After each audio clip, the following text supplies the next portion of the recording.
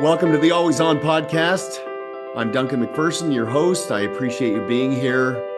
Purpose of this podcast is to provide our audience, which are very high caliber, fee-for-service professionals, to keep working on their business and on themselves personally and professionally. And to that end, very excited to have Tom Deans, a returning guest, talking about how a financial advisor can enhance their fee worthiness, go further into a family tree, make themselves indispensable, and ultimately become more referable by addressing one of the biggest unmet needs of self-made, successful first-generation business owners and professionals, and that is continuity and succession. We covered a lot of ground. Tom has written a great book, Every Family's Business, Willing Wisdom, and he has a new book coming out called The Happy Inheritor. I encourage you to check him out and learn more. Hope you enjoy this conversation, and if you do, please like and share. And of course, if you have any ideas for subject matter down the road that you think we should cover, just let us know. Okay, thanks for listening. Bye for now.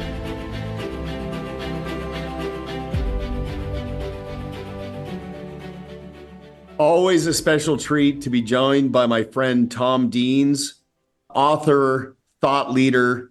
This call actually came together coincidentally because we bumped into each other in an airport recently. Tom was heading west, I was heading east.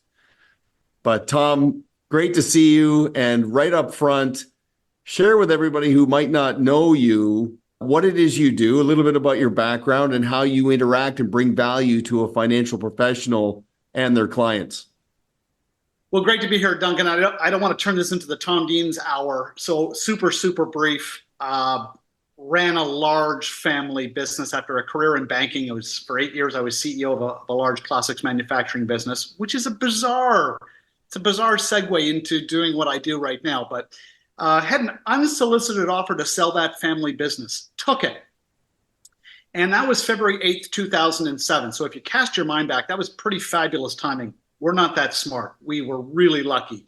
And I found myself working for the new owners. After about 6 months, they asked me to go home. I don't know if you know this, Duncan, but family members make awful employees. We don't take direction very well. And so I said, absolutely. They said, if they needed me, could they call me? I said, absolutely. I went home and I golfed for 2 weeks and was bored out of my brain and found myself one morning writing a book called Every Family's Business. It took me 30 days to write that book. And that led to a 17-year career as a full-time professional speaker. My way of saying I do not consult, no consulting, literally full-time speaker, conference speaker. Advisors hire me to do client events. I do family meeting facilitations, although I never return for a second meeting. I always like to make that clear, not consulting. So I'm a little bit of a disturber. I'm okay with that. I'm at peace with myself, Duncan. I go in, I stir it up, I leave, often through the back door, never to return again. I'm a thought leader. I mix it up. I get people thinking and talking. I help advisors get their clients unstuck and moving faster and deeper with their planning. That's it. 17 years, 2,000 paid speeches in 28 countries. I'm exhausted. And of course, as I told you in the airport, I'm really super excited. I have my third book, the last book in the trilogy, the last book I'll ever write. This thing killed me. They're brutal. They're brutal to write, as you know. There's 10 years in between my second book and this book. This one has been brewing in me for a while, and it finally came out, finally found the right time. It's emerged from the fingertips. It's in the hands of my editor. We'll have that out on bookshelves at around the beginning of April. It's called The Happy Inheritor, and I think that's what we're going to talk about today. Yeah, absolutely. Well, first of all, when I first became acquainted with you, I read Every Family's Business, and now I'm like a broken record telling any financial professional who will listen that this is such a profound unmet need that a financial advisor can address for a self-made, affluent client running a successful business with all kinds of family dynamics. this is a value-added service that people really find to be of value because so many people kick the can down the road. And when a financial advisor can step in and, just basically demystify what it means to get their house in order, the liberation that comes to a client and the indispensability that advisor develops in that relationship is profound. So my question is, 10 years have come and gone. What's the difference between this new book and Every Family's Business? Well, Every Family's Business is really a book written for, as the title would suggest, for family business owners, which I thought was a niche market when I wrote the book. I had no idea that 90% of all businesses in Canada and the United States are family owned and controlled. Like they're Walmarts, they're corner stores, and everything in between. Every sector, farming, manufacturing, retail, wholesale. If you're a financial advisor, you have a business owner client, you have a 90% chance that they're struggling with the kind of issues that I write about in the book, which is, when do I invite my children into my business? Great. Now that I have, how do I get out? What happens when you get an unsolicited offer? How do you sell your business when your children are deriving a lifestyle and an income from a business? These business owners paint themselves into a corner. They have no idea how to get out, and they're emotionally stuck. So Every Family's Business, I was very fortunate to have a very, very wise father. When I joined, he made it very clear that that was a business that I could purchase at full market value based on a third-party valuation, or it was a business that I could help him sell. And in either scenario, we could both make money. So before I joined, we were talking about how we can get out. So it's an idea that's resonated me, and I write about continuously, this idea of what Covey described as beginning with the end in mind. It's something that business owners seldom do. They start a business, they hoard their wealth inside their business and the equity of the business, and they have no idea how to get it out, and they're stuck. So that little book went on to sell over 1 million copies, primarily because it carried with it a very controversial message, which to this day, family business consultants, they still refer to me as the Dr. Kevorkian of family businesses. Like they are not happy with this message, because instead of saying, how do you perpetuate a family business forever? I come along and say, well, why would you do that? Why wouldn't you explore how to get out of a family business with your family relationships intact and your wealth intact? And that little book, I think, was a book that most business owners were waiting to be written. It really resonated. There were so many business owners that thought, finally, all the book does is give them permission to take care of themselves and to ultimately sell that business. Sell it to family, sell it to an employee, sell it to a private equity firm, sell it to a strategic buyer. I don't care. I'm agnostic. But please do not die at your desk and have those shares transition to a surviving spouse who has no idea how to run that business. That is one of the nastiest things that people can do, business owner can do, is not take care and clean up their own mess. And they leave it for others. And I tell business owners all the time, if that's your plan, you will be remembered, just not fondly. So that book was kind of set the stage for the second book, which was Willing Wisdom, which tried to explain why it is that half of all business owners don't even have a will. And then I follow that up with the third book, which is really getting into, it's a more granular book.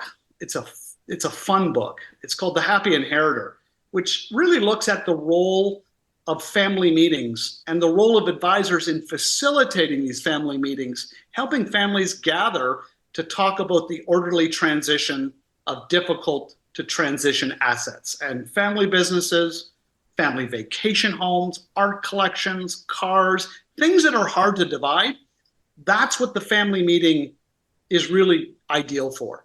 And very few families of affluence are doing it. And the ones that do have a huge, huge head start. And there is one group of professionals that is not very happy with the emergence of family meetings. It's estate litigation attorneys, lawyers. They hate this book. They loathe it. They are not going to be happy with this book, because the average family that enters into litigation over their parents' estate The bill's coming in around $500,000, upwards of $1 million for simple litigation. Remember, in estate litigation, the estate pays all the legal fees. You got 5 kids, you got 6 lawyers, 1 for each of the kids and 1 for the estate. The estate pays all the bills. It is insane. You don't think the lawyers know that? Only lawyers, only litigation lawyers could design a profession and a business model like that. So the reality is there's a lot of families. The courts are absolutely jam full of families in dispute, primarily because they were never offered another path. And that's what The Happy Inheritor is doing. The subtitle I should note for this new book is How Successful Families Prepare Heirs and Transition Wealth. It's an enormous subject, especially when you consider that today, 300 million will be inherited in Canada, and that 10-to-1 ratio, 3 billion in the US today, tomorrow, and every day for the next 10 years. It is a staggering tsunami of wealth that is in motion between generations. Okay, that was a profound couple of minutes, and I hope a financial professional is listening in terms of how they can get out in front of this, and especially for the clients who have kicked the can down the road. You know, it's interesting from a credibility perspective, because you've been there, you've done that, not just the fact that you've interacted with financial advisors and presented to people and they've responded, but you did it yourself. And I want to share something with you. I remember vividly reading Michael Gerber's book, The E-Myth. Understanding, okay, the difference between getting a job and creating a job and working in a business, working on a business really resonated with me. Really had respect for Michael Gerber, still do. And then a couple years after that, I stumbled across his follow-up book called The PowerPoint, where he was an open book, very forthright around his failures. And he talked about how he created through growth a catastrophe of a business. And I thought to myself at that time, how can somebody blow up while they're growing? I mean, isn't everything great when you're growing? My takeaway was that, okay, you're grinding, your head is down, and you take your eye off the ball a little bit because you're just building this thing, and certain things, there's unintended consequences. And I'm sure that's why for a lot of business owners, as they're growing, there's things that just aren't a priority. I can put this off. And we all know how things happen. They happen gradually and then suddenly, and then there is a mess. So I'd love to hear your perspective on that. And for everybody, the controversial, disruptive side of Tom, he's just the voice of reason. And he's giving people permission to address this, to secure their legacy. This is something I really want to convey. But Tom, talk a little bit about when you present on behalf of a financial advisor, who's in the room? How does the advisor participate? What kind of feedback do the advisor's clients have after you presented? I'd like to peel that back a little bit. Yeah, so when I'm doing client appreciation events, so this is an advisor who often partners with an accounting firm or a law firm, mm-hmm. and they'll have 50 to 150 people in the room. It's often at a golf course, at a hotel. They're kind of intimate events. They're not huge events with rock music pounding away, and there's no product push. I mean, this is pure client education, and that is never lost on people who carve out some of their precious time. And you know, business owners are busy. They really loathe going out to an event and getting pitched on something, or the pitch and switch. They get told they're going to get something. They go out and they get pitched product endlessly. They get frustrated with that. This is a family event. So the business owner arrives with their spouse, crucial, by the way, for business succession planning and estate planning. When spouses of business owners understand that when there's a lack of planning, they're going to be dealing with the mess, they often drive. The chief emotional officer is the one that's going to drive that business succession plan. So, you know, advisors need to be really kind of aware of that. So these family events are, I'm typically speaking 45 minutes, and I open it up for Q&A. That's usually 15 minutes. And then I do something that's really fun. I will bring the financial advisor, the accountant, the lawyer onto to the front of the room. And then I run a little bit of a panel discussion. That's my way of taking the spotlight off me and switching it on to the practitioner who's going to take the ideas that I've just shared and breathe life into them long after I'm gone. And so these events are, I would say it's 85% client retention, 15% acquisition. Then I sign books, have some nice chats, and off I go. As I said, usually to never return again. So I'm there to start conversations. I'm really not looking for follow-up work. That's not what I do. My job is to give a really, really good speech. It's a referral business. You give a good speech, you walk out with two more. That's the model. Right. And the advisor's strategic partners, the accountant, the attorney, whatever the case may be, they can fulfill on the technical ability. You just lit a fire. But what I love about this, you're absolutely right. We're in an era, I'm telling advisors all the time, develop intellectual property, use content and value added as part of your business development driver. And, a lot of people talk a good game about value added, but it's only value added if it's something the addressable audience really finds to be of value. And I'm sure they sit here going, oh my gosh, this guy, Tom Deans, is talking to me. It's like he's got a drone spying on my business and my family, and I've got to address this. Now, I'm curious, the happy inheritor, to me, seems like you've got a dual addressable audience there. You're speaking not just to the recipient of the money, you're talking to the first generation of that money. That's a pretty insightful position to take, in my view. Yeah, there's a reason why it took me 10 years to write this book. It is a very, very delicate subject. There are a lot of people with significant wealth that are very concerned about what it will do to the recipient. They're worried about damaging their children. They wrap the subject in silence. They often take their concerns and worry to their grave. So we know that many estate plans are being revealed at the reading of the will, if there is one. There's a 50% chance, even with wealthy people, that there's no documents. It's crazy. There's 125 million American adults without a will. It's insane, especially when you consider 3 billion is being inherited today. So a lot of these people are taking these secrets to the grave, and it's causing incredible turmoil inside families. So what I've been really trying to do is build this, oh my gosh, flip the narrative and say there's huge upside for the person who is disclosing. And that upside is that family members, sure, they're learning what they may be inheriting, but it is a conversation that leads into another conversation about late in life care. There is reciprocity in most families when they actually agree to actually have a family meeting with their trusted advisors present. The rising generation are learning what is there and what's moving and when it's moving and how that wealth is moving. And the reciprocity is the most elderly generation is learning about and explaining what they want, what their hopes and what their fears are about aging. Where do they want to age? Do they want to age in place? Do they want to move to a smaller home? These are the kind of practical conversations that are taking place in family meetings with advisors present. Why is this good for the advisor?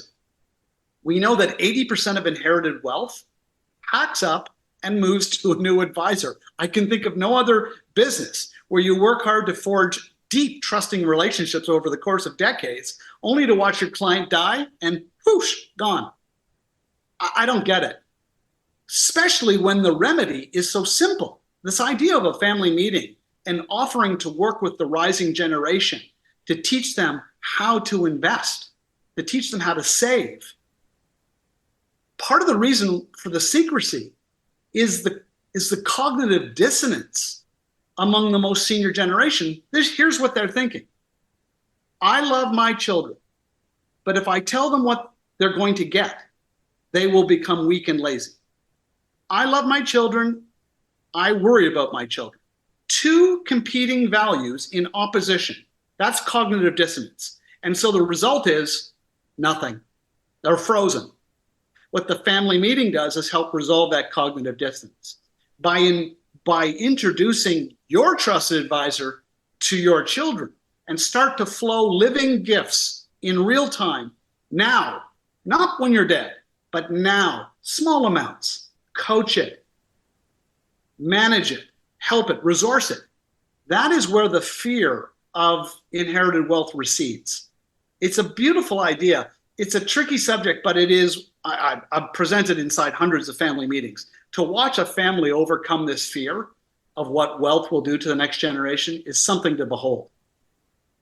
Well, and you're a conduit, you're a third party. You're not leaving people to their own devices to figure it out, because the emotional element is so incredibly profound. Interesting. I'd like your take on this. I had a conversation with a financial advisor recently. I lit a fire under him around AI.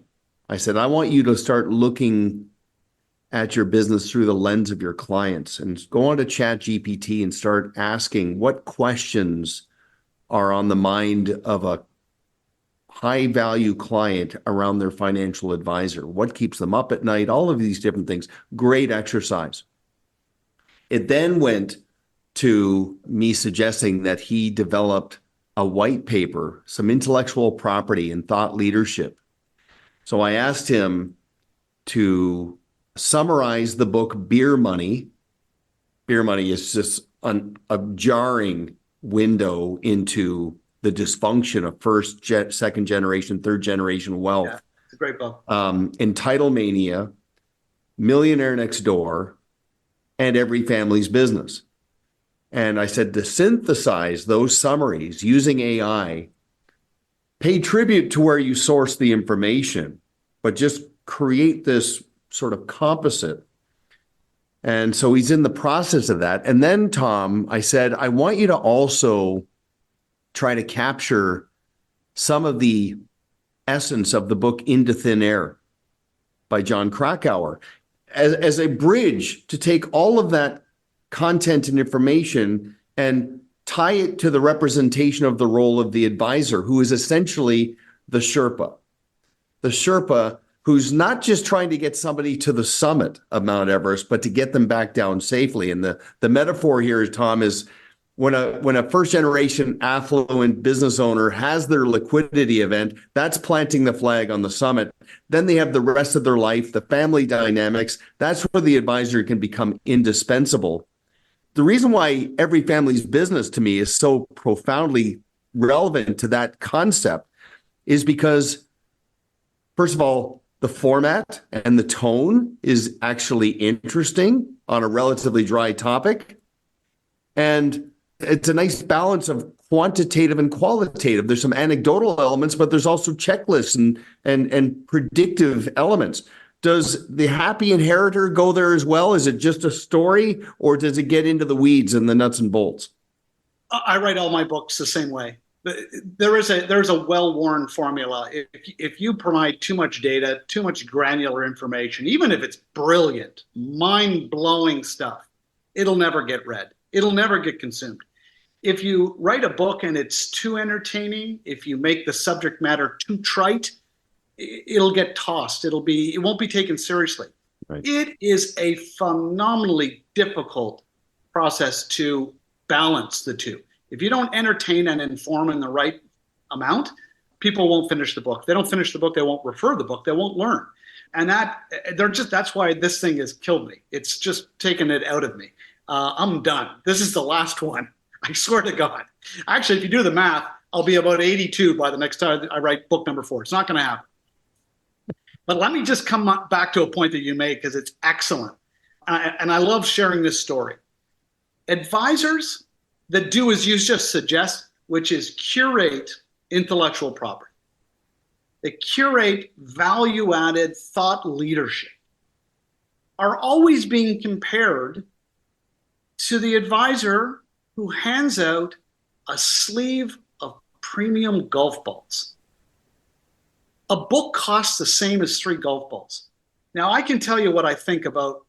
I love getting golf balls, don't get me wrong, but I pound them into the ponds all the time. And I forget about the advisor.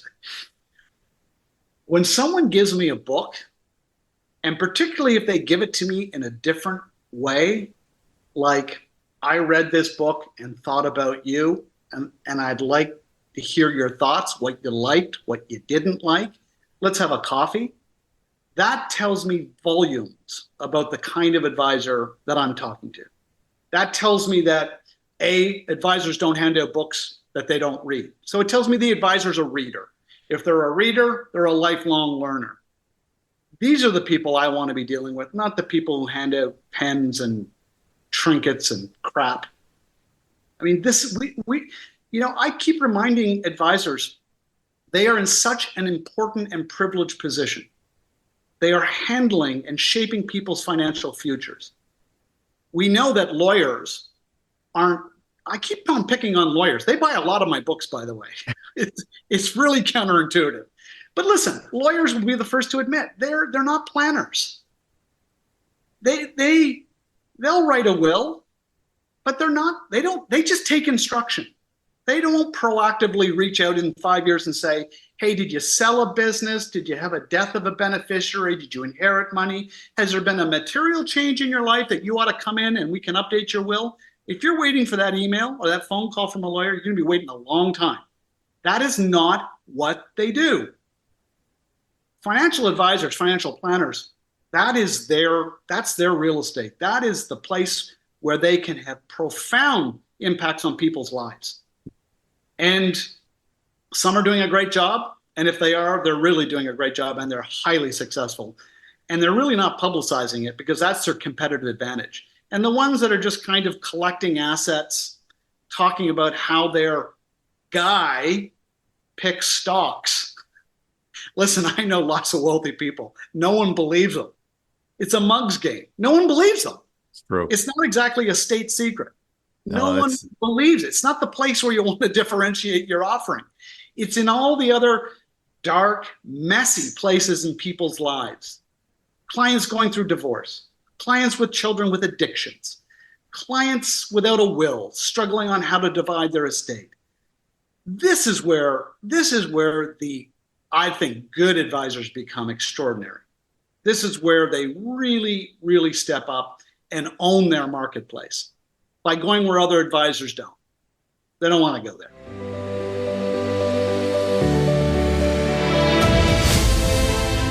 A customized podcast can add credibility and efficiency to your communication efforts. Sifting good prospects from the mass of suspects, staying top of mind with strategic partners, and activating more advocacy from existing clients can be achieved with a turnkey approach. Learn more at proudmouth.com.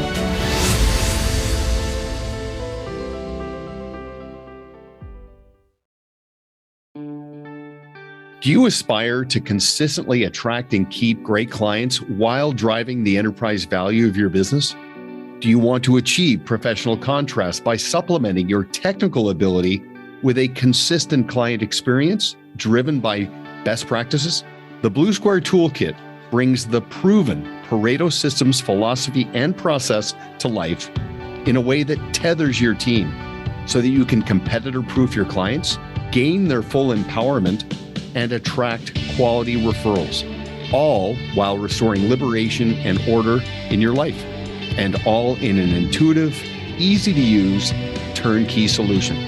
Visit bluesquaretoolkit.com to get your 14-day free trial today.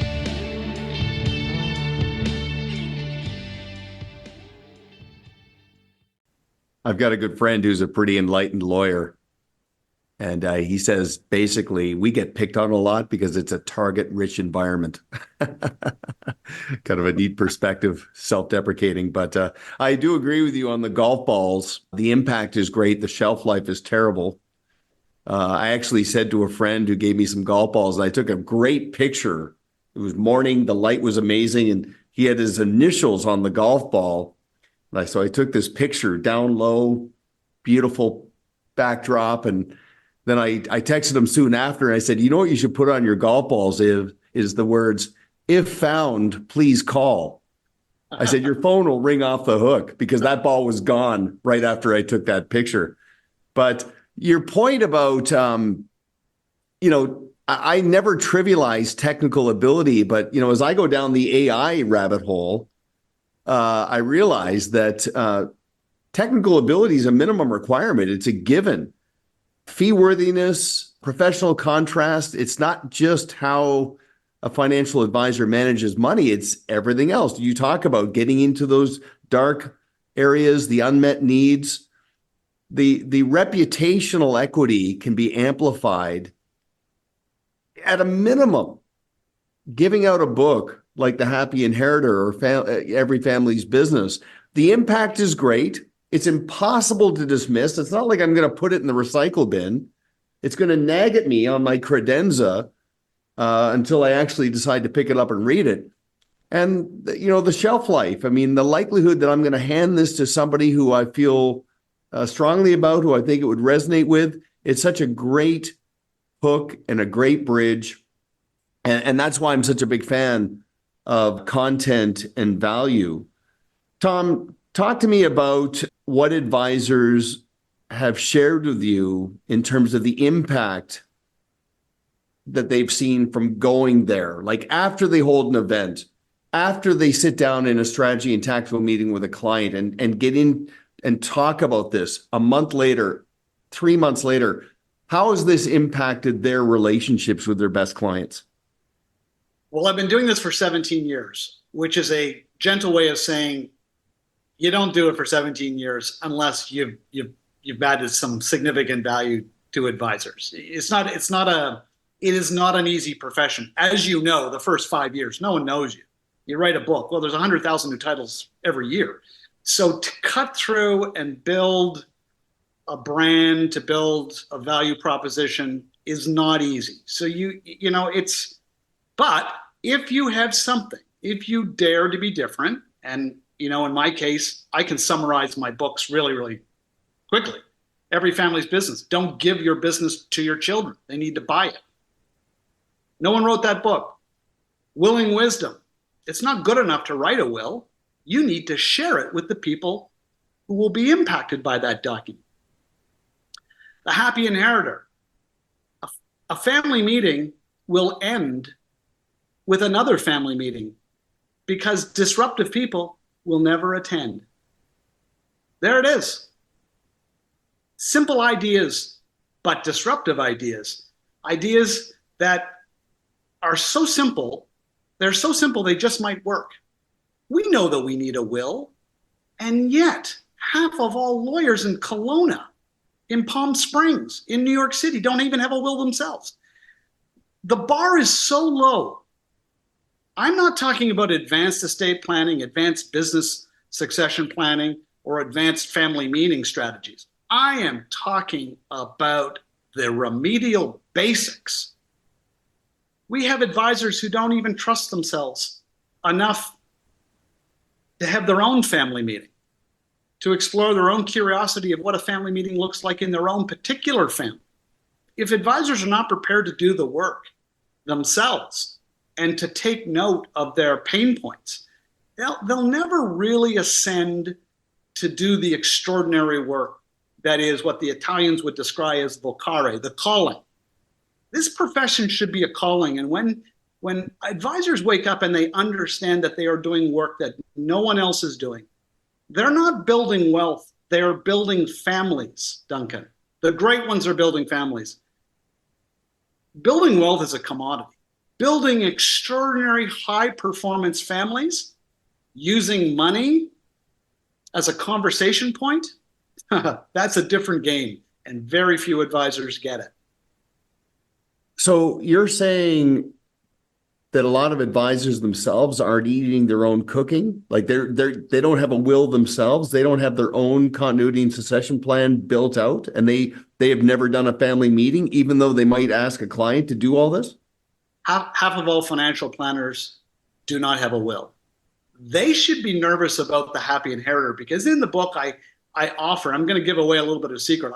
I tell readers that if they're selecting an advisor, they should ask one question. Ask them what lawyer they used in their community to prepare their will.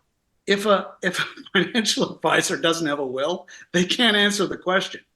If the financial advisor goes, well, we use Trevor Atkinson over at Polis, Ritchie, and Dean's, and they're fabulous. They're good. And if you don't like that firm, I've got 2 other firms I can send you to. You should look for your own fit. That is the kind of, now that's someone who's in the intergenerational wealth game. They're ready for that question. They've done their own work. They've referred lots of clients to attorneys and lawyers to get their estate plans done. But seriously, half of all advisors would never be able to answer that question because they don't even have their own will. Boy, that reminds me of when I read Millionaire Next Door, and Tom Stanley said to a high net worth reader, before you give your financial advisor your net worth statement, ask for theirs. Great advice. Because the premise is you want to be aligned with an advisor who would never ask you to do something they wouldn't do themselves. Happy Inheritor, do you get into the ramp up, the execution, and the follow-up of the family meeting? Do you Absolutely. Get the structure and the checklist and the to-dos? Yep. Sample mission statement, confidentiality statements, what the first meeting agenda looks like, what the second one looks like. I talk about the 7 big, taboo subjects that most families really don't want to talk about, but must, if there's going to be an orderly transition of family wealth, and how and when to introduce these ideas sequentially in a family meeting process. It is a great read. And again, it's all written in an entertaining format. 3 people in a bar in New York City, the day before they're going to facilitate, these are 3 professionals that are going to facilitate a family meeting, billionaire family, who has never met. There are billionaire families that have never had a family meeting. There's billionaires without wills. Anyway, it's a fun read. It's a super, super fast read that will give not only the advisor, but their clients wind in their sails to say, let's do this. Here's the best part. It's self-selecting. Families where there is something going on, where there may be some really problematic personality disorder. I refer in the book a little bit about narcissism. There's about 10 million narcissists. These are people that don't have personality traits. They have enough traits and they're persistent enough that they would be diagnosed with NPD. So narcissistic personality disorder, very disruptive in the family system, thin skin, prone to anger, controlling, manipulative. I mean, there's lots of material on this, but you never, as an advisor who is worried about holding a family meeting and opening up a can of worms and losing the client because it spins out of control, set that aside. You don't have to worry. A narcissist would never attend a family meeting. They would never, not in a million years. They divide family relationships. They don't bring people together. So family meetings are self-selecting. If you actually can get a family to agree, multiple generations, to sit in a room to talk about money, it's going to end fantastic. These are kind people. These are empathetic people. These are lovely people. These are the clients you want. You don't want narcissists. They're litigious. They ruin virtually everything they touch. They leave a swath of destruction in their wake. That is what this book deals with. It is so much fun. It will give people a real sense of what they have alive and well in their own family and whether or not they have enough to proceed with a family meeting. And if they do, and most people do, most people don't have what I just described, they can move forward in a really practical way to have their very first meeting. And 1 leads to 2, and 2 to 3, and 3 to 4. And next thing you know, the family actually looks forward to their annual family meeting. It's a day to celebrate and talk about gratitude and philanthropy and all the great things that they can work on together as a family unit. And I got to tell you, it is something to watch. I tell a story in the book about one of my favorite family meetings. I have to disguise the family and the city, but that day there were 17 family members, 3 generations in the room. And Duncan, guess who was chairing that meeting that day? It was a 15-year-old girl, third G3. They rotate the chair. No, there's no favor to rank or age or wealth. The family meeting is democratic and egalitarian. The best family meetings are around round tables it's not about the person with the most money developing an agenda and exercising control. It's the opposite. The family meeting is the place to relinquish control. It's a place to prepare heirs. When you watch a family in this state with the advisor bringing people together who want to do this, it's really magical to watch. Just paraphrasing the quote, money doesn't make you, it reveals you. It is very revealing. And I never thought about that perspective around rules of engagement. If a client who's maybe a little bit higher maintenance and some of those attributes that aren't necessarily ideal, if they don't see the merit in a family meeting, maybe it's not a good fit. And maybe that relationship's on a collision course anyway. So interesting perspective on that. I guess the only other question I've got for you is there going to be an audio book? And if so, are you going to do the voices? Okay, so I did the voices in Every Family's Business. I don't know if it's on Audible. That was 80 hours in studio for about 2.5 hours of finished product. Oh my. I mean, you can bang one out, but it's my book. So I will have to do that. Yes, I will. The answer is yes, but I mean, Willing Wisdom still isn't an audiobook. I've got 3 characters that I have to perform, and one is a female voice. I don't know, but it's deeply humiliating when I listen to myself do a female. I can't unhear that. Well, I remember it's etched. I remember where I was when I first started listening to Every Family's Business and how jarring that one voice was. And then I realized that's Tom. That's her. It's good stuff. Okay, Tom, how can people learn more, find out more about the value you bring, perhaps ordering books, engaging you to present to their clients? How would somebody go about that? Yeah, just go to my website. It's the title of my book. I send people to willingwisdom.com. It's the shortest URL. It's the easiest, but they can go to everyfamiliesbusiness.com as well. Soon they'll be able to go to thehappyinheritor.com. I'm actually going to consolidate into one website. But go to willingwisdom.com. You'll see all my contact information there. I have a very different business model.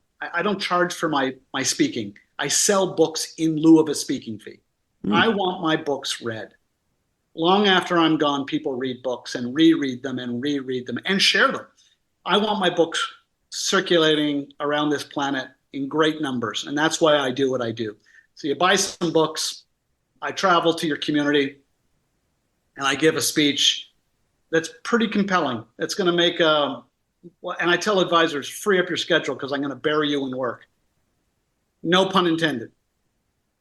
I'm no mathematician, but you said you've been at this for 17 years. You probably lost a couple with that debacle recently. So you've done 2,000 speeches. So you're north of 125 speeches every year?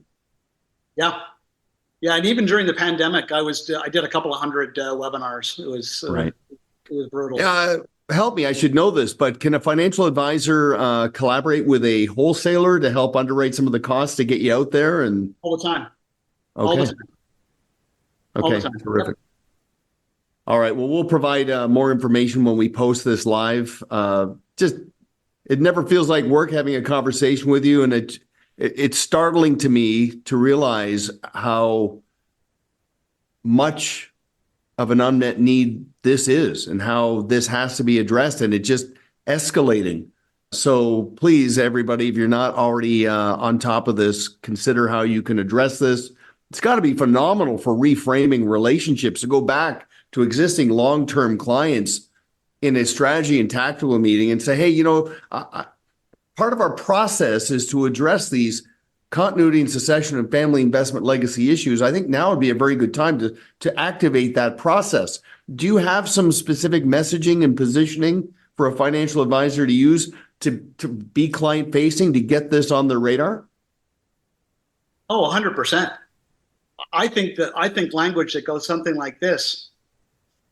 I have just recently updated my own will, and it really brought to the forefront the importance that all my clients have updated estate planning documents. Can we get together? Can you bring your documents? Can I give it a quick read? Can I make sure that you're in a good place? I'll tell you what's going to happen. It's going to, well, first of all, if you don't have a copy and if you haven't read your client's will, you have no idea where their wealth is going. Aren't you curious? It'll tell you where you might want to be spending a little time developing relationships with the next generation. Duh. But if half your clients don't have a will, or if you haven't offered to read it or review it, I don't understand it. What I'm describing is both an opportunity and a threat, quite frankly, for advisors. Mm-hmm. Money is moving somewhere. And if you're not out in front of that and knowing where it's going and helping smooth that transition and become a solution to that, you're going to lose clients.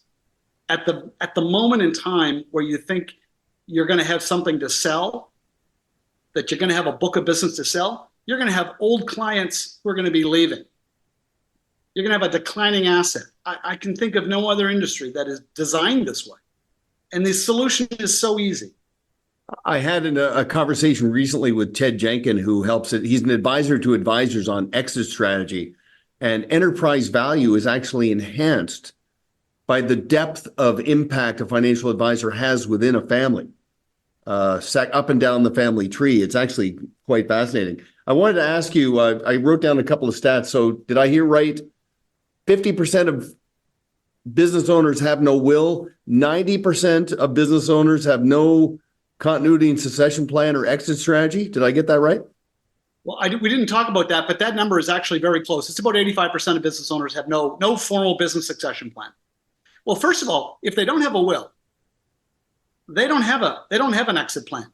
Now, the state or province that they live in does. There's a nifty little formula in British Columbia or California that's waiting for that. They're going to divide up that business owner's business along with his canoe and barbecue according to the state or provincial formula. They don't care who he is.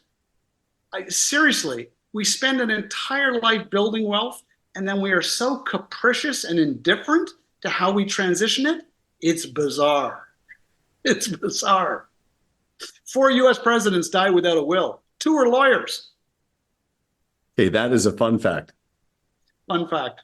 And incidentally, you can always tell a Canadian, even though a lot of your work's done in the United States, you can always tell a Canadian when he refers to a canoe and a barbecue. And process, not process. Yeah, well, I get busted on that all the time. Yeah, me too. Okay, Tom, fantastic. You covered a lot of ground. I appreciate that. And I definitely encourage everybody to go to the Willing Wisdom site or the Every Family Business site. And looking forward to The Happy Inheritor. I want to read that book, and we'll have to have you back. Thanks very much. We'll see you in the next airport. Yeah, exactly. Take it easy. Thank you for listening to Always On with Duncan MacPherson, where our objective is to enable professionals to always be working on their business and on themselves. Want to learn more about Duncan and his team? Visit ParetoSystems.com. Don't forget to click the follow button below to be notified when new episodes become available. The information covered and posted represents the views and opinions of the hosts and/or guests and does not necessarily represent the views or opinions of Pareto Systems. The content has been made available for informational and educational purposes only. This podcast is powered by Proudmouth, the Influence Accelerators. If you're like me and want to spend more time educating people and less time selling, Proudmouth helps turn Main Street experts like you into trusted mainstream authorities. They will help amplify your influence over a growing audience of magnetically attracted fans. Visit proudmouth.com to learn more.